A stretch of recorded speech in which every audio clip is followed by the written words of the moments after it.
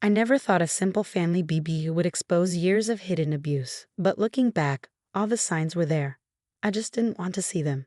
My name is Emma, and my 5-year-old daughter, Lily, is the light of my life. My husband, Mark, and I adopted her when she was just 6 months old, after years of struggling with infertility. From the moment we brought her home, she filled our world with laughter and joy. Mark's family welcomed Lily with open arms. Well, most of them did. His parents doted on their first grandchild, and his younger brother, Tom, was always ready for a game of peekaboo. But his sister, Andrea, that was a different story. From the beginning, Andrea made it clear she didn't approve of adoption. How can you be sure about her background? She asked during that first family dinner, eyeing Lily like she was examining a questionable piece of fruit. You don't know what kind of problems might show up later. I should have seen it then, should have recognized the contempt in her voice. But I was so desperate for family harmony that I brushed it off as ignorance, believing she'd come around once she got to know Lily. Over the years, the little incidents piled up.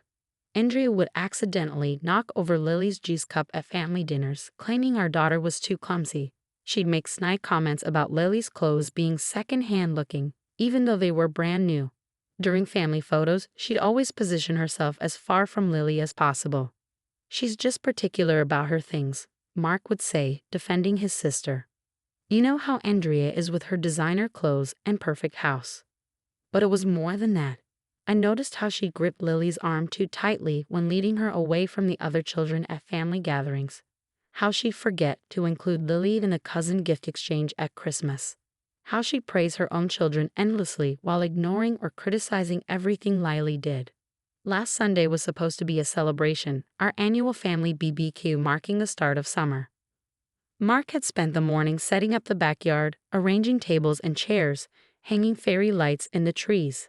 I'd been in the kitchen since dawn, preparing potato salad, coleslaw, and my famous honey-glazed ribs that everyone loves.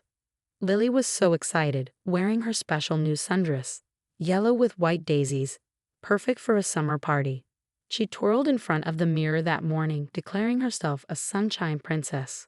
The trouble started almost as soon as Andrea arrived with her husband, Mike, and their 2 kids. She swept in wearing what looked like a new designer dress, white with delicate lace trim, entirely impractical for a backyard BBQ. "Oh, Emma," she said, air kissing my cheek. "Still using that same old grill? You really should upgrade. The smoke from those ancient things can be so dangerous." I bit my tongue, reminding myself that keeping the peace was worth more than defending our perfectly good grill. Lily ran up to greet her cousins, 7-year-old Sophie and 8-year-old Jake. "Want to see my new fairy house?" she asked them eagerly. "Daddy helped me build it yesterday." Before the kids could respond, Andrea stepped between them. "Sophie and Jake need to stay clean for their piano recital photos later," she said sharply. "Go play by yourself, Lily." I watched my daughter's face fall, but before I could intervene, Mark's parents arrived, and soon the backyard was full of extended family, neighbors, and friends. The air filled with laughter, conversation, and the smell of grilling meat. I was at the drinks table, refilling a lemonade pitcher, when I heard it, the sharp crack of a slap followed by a child's cry. The sound cut through the party chatter like a knife. I turned just in time to see Lily stumbling backward, her hand pressed to her cheek, tears streaming down her face. Andrea stood over her, face contorted with rage. "Look what you've done," she screamed, gesturing at her white dress, which now sported a red punch stain. This was brand new. "Do you have any idea how much this cost?" The world seemed to stop. Everyone froze, conversations dying mid-sentence. I dropped the pitcher, barely registering the sound of breaking glass as I ran to my daughter. "How dare you?" I scooped Lily into my arms, her small body shaking with sobs. "How dare you put your hands on my child?" Andrea's face was red with anger. "Look at my dress. She did it on purpose. She's always been a problem child. Everyone knows it. This is what happens when you don't know where they come from, what's in their blood." "Get out." Mark's voice cut through his sister's tirade. He'd appeared beside me, his hands clenched into fists. "Get out of our house right now." "Are you serious?" Andrea looked around at the shocked faces of our guests, seemingly realizing for the first time that everyone had witnessed her actions. "She ruined my dress. I spent. I don't care if it's $1,000 dress," Mark growled. "You hit my daughter. Get out."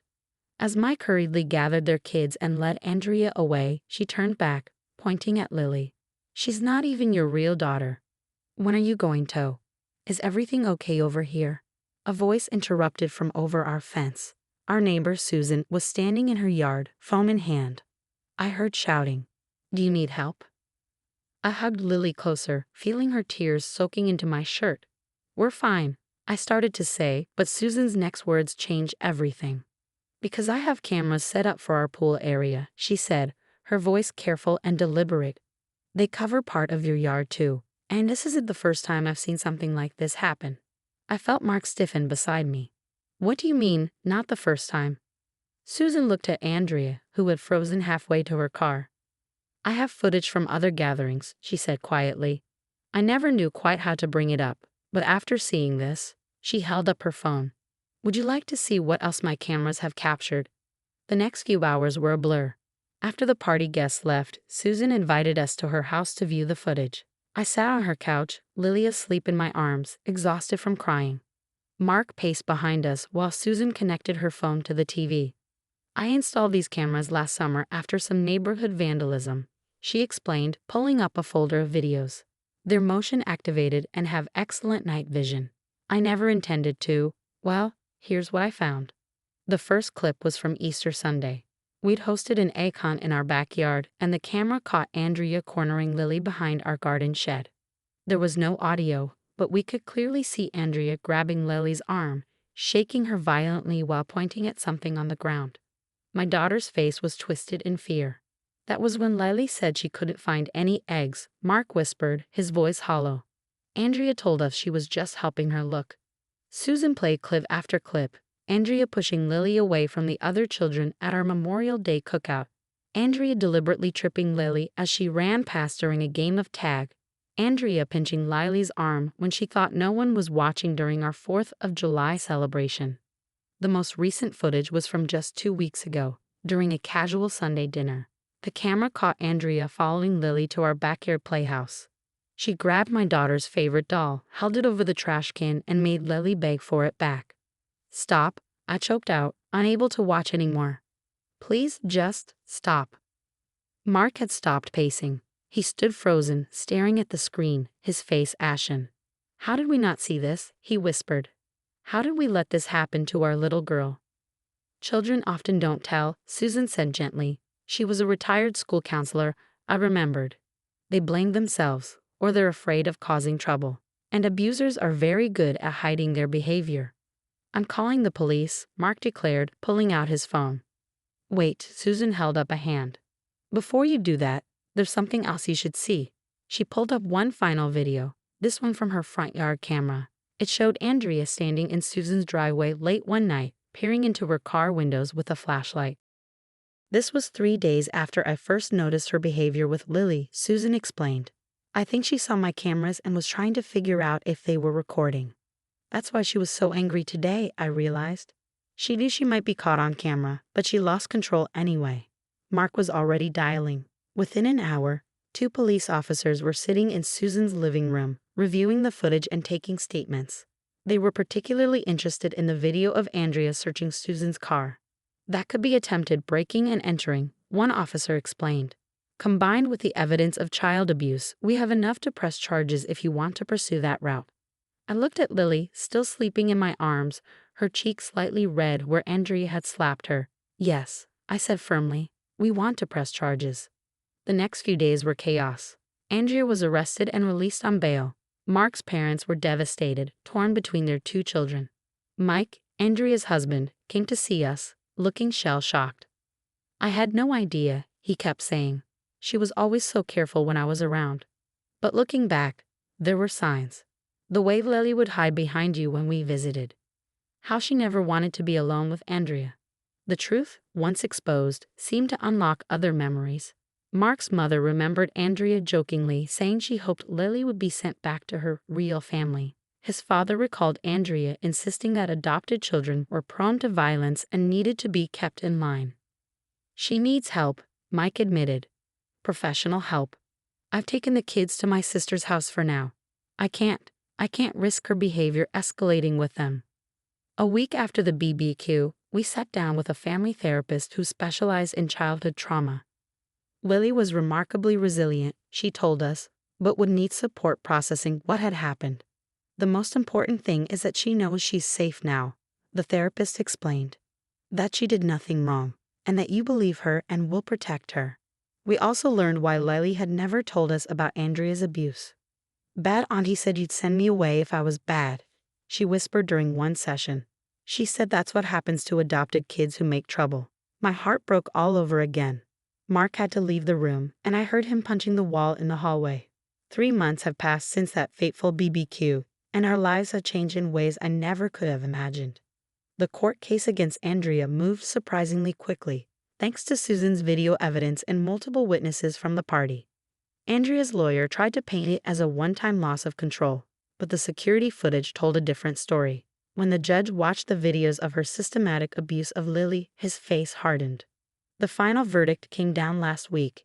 Andrea was sentenced to 2 years probation, mandatory psychiatric counseling, and a restraining order preventing her from coming within 500 feet of Lily or our home. But the legal consequences were just the beginning. The exposure of Andrea's abuse sent shockwaves through the entire family. Mike filed for divorce, refusing to risk his children being influenced by their mother's behavior. Mark's parents, after their initial shock, became Lily's fiercest protectors. We failed her once, my mother-in-law said tearfully during a family therapy session. We won't fail her again.